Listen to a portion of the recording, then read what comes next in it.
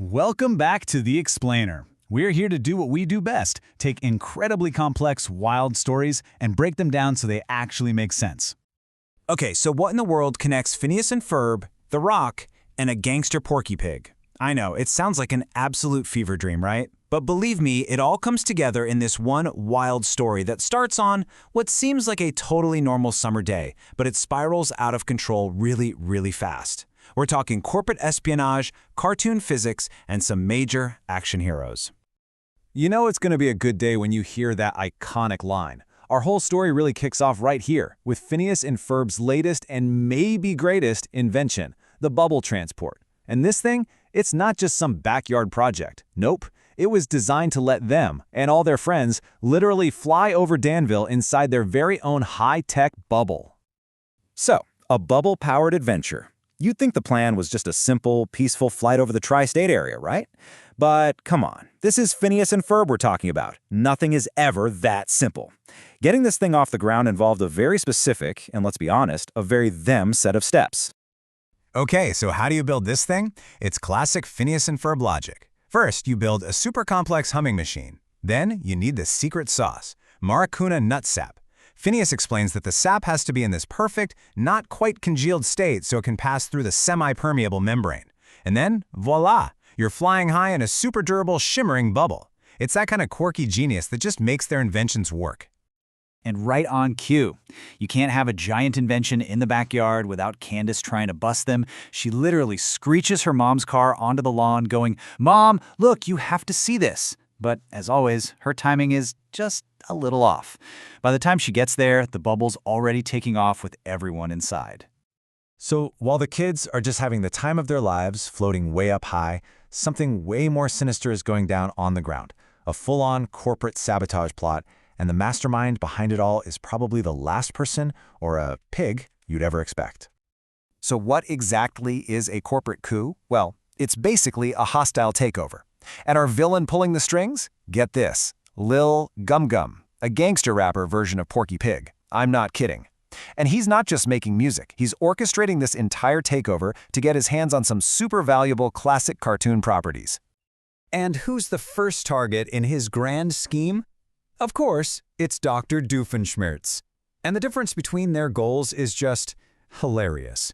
On one hand, you've got Doof, who just wants to be the most well-liked man in the tri-state area by putting on this rhinestone cowboy concert. On the other hand, you have Lil Gim Gum playing 4D chess, trying to corner the market on classic cartoons for a massive payday. The stakes could not be more different. So here's the play. Lil Gum Gum's crew is going to hijack Doof's concert. The chaos is the perfect cover to finalize their corporate takeover of OWCA. And who's their inside man, or mouse? Jerry, from Tom and Jerry. He's on the DJ decks, and his mission is to cause a total citywide blackout. This is getting complicated. Okay, so now we get to our third storyline, the one that's going to make this whole thing explode. Lil Gum Gum thought his plan was going off without a hitch, but he didn't count on a totally unexpected rescue team already on the case. And who are these saviors? You're not going to believe it. We've got John Cena in the middle of a brawl with Lil Gum Gum's goons. You've got The Rock on his way to get Cena out of there, and riding in the truck bed is Travis Scott with a miniature Gatling gun. Yeah, they're on a completely parallel mission to stop Lil Gum Gum, and they have no idea there are a bunch of kids in a bubble floating right above them. All right, chaos over Danville. This is where everything just goes off the rails. See, the villain's sabotage plan? It wasn't just a problem for Doofenshmirtz. It had a direct and really dangerous impact on the kids floating way up in that bubble.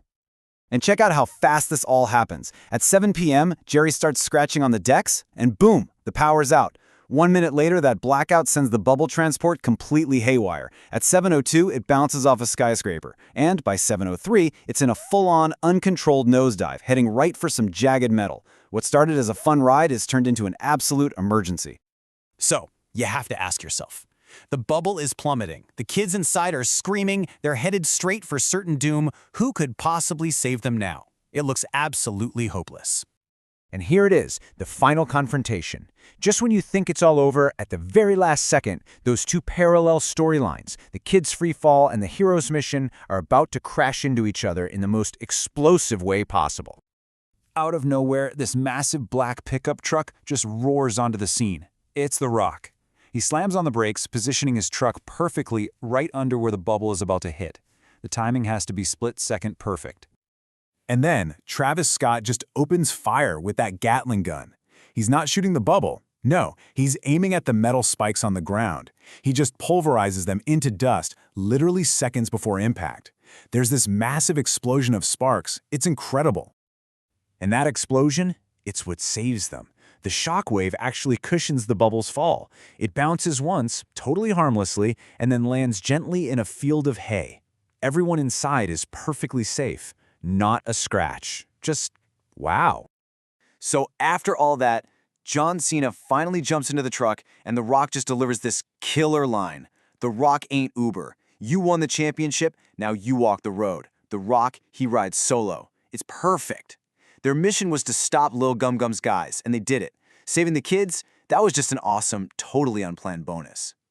So I have to ask, what really happens when a normal summer vacation smashes head-on into corporate espionage and a random celebrity intervention? Well, you get this, one of the most bizarre, chaotic, and yes, strangely heroic rescues I think I've ever seen.